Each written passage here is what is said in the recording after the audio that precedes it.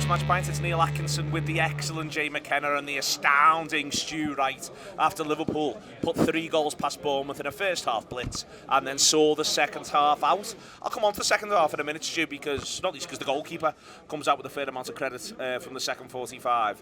But it was clear Liverpool, A, could get Diaz in, and B, that Diaz was in fine form, fine fettle. It's a lovely first goal. It's a great team move for the second. He was tremendous.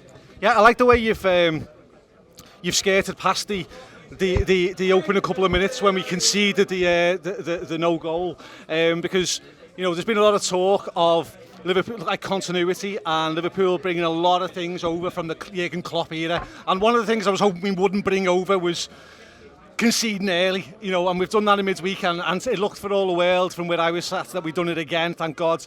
It must have been very marginal because it took some time. It did, took a long time now. And all the players' body language at first was, fuck, that's gone in. No one was doing the liner. Sorry, there was no sense of appealing at all from them, was that? They just... Microphone comes as a shock to you there, did it? Yeah, I forgot where it was. I thought I was just having a pint after the game. It's like they just... It was a bit like they were thinking what Stu's just said. They were like, oh God, here we go again. But we've done it again. Do you know what, though? I think, we saw it with Bournemouth in the Everton game. That I think they're going to be involved in a lot of high-scoring games this season because their press from their forward players in the midfield is so high and so aggressive.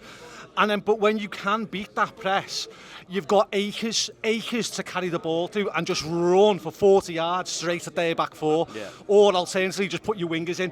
And we did that time and time again. It's like their shape is 4, Lewis Cook 5, and Lewis Cook's like, oh my God, he's putting out fires everywhere. You know what I mean? But I think once we weathered the first 20 minutes, and I did think we had to weather a little bit there, just in terms of getting our head around that. I thought what was interesting as well, they had Tavernier and Kluivert very clearly doing a bit of a job on Gravenberch in that first 20, and that stopped really once we got that opening goal. But for that first 20, we took a little bit of time to figure out we could get out. But once we knew how to get out, then we could get out time and time again. It was Diaz into that space. It was.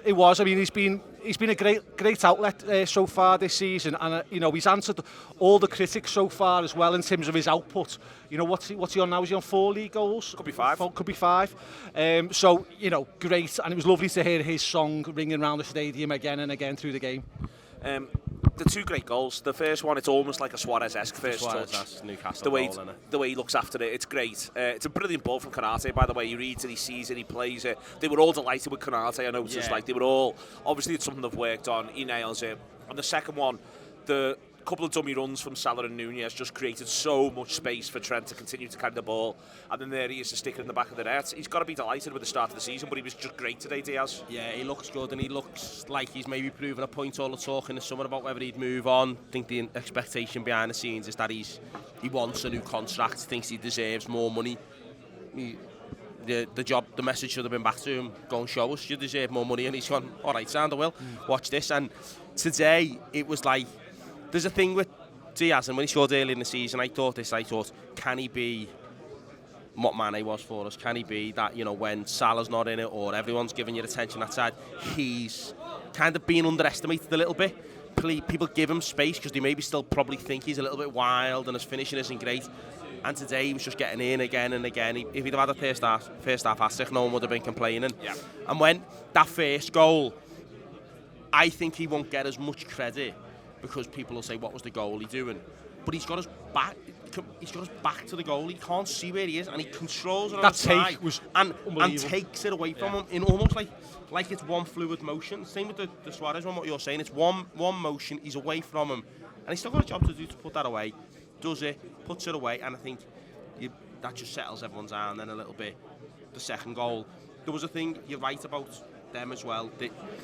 They're doing a job on Gravenberch, but they're occupying that left-hand side an awful lot. And we just, I think, very quickly thought, right, the right's our way out.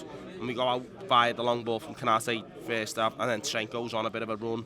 And that's nice to see as well from him, that he kind of was backing himself. And just powerful run today, Trent. He has 3 or 4, and there's one where it breaks back to him, and he's still moving. He's got all the momentum, and we should probably do a little bit better. YouTube Press the button, become a member of the Anfield Wrap from the heart of the city of Liverpool. The best way to enjoy all your Liverpool-based videos, everything you need, every single day.